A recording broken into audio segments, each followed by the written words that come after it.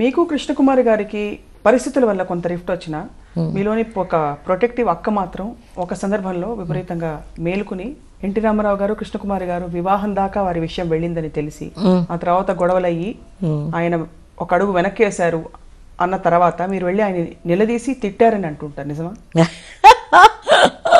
My God, ఏమండి ఒకటి చెప్పనా, ముందు అసలు ఒకళ్ళ పర్సనల్ విషయాల్లో ఒకళ్ళం ఏనాడు మేము ఇంటర్ఫీర్ అవ్వాల.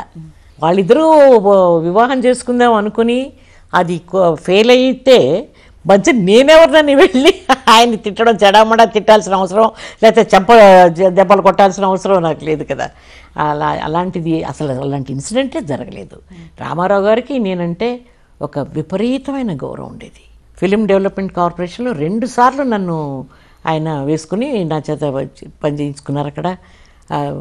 ఆయన టాలెంట్ మీద ఆయన ఎదిగిన తీరు, అంబరానికి వెళ్ళిపోయాడు కదా అందాల రాముడు.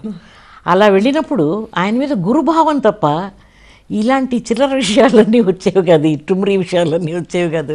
పైగా ఆయనకి ఏం వీక్నెసెస్ ఉన్నాయో, ఆయన ఎవరిని పెళ్లి చేసుకోవాలనుకున్నాడో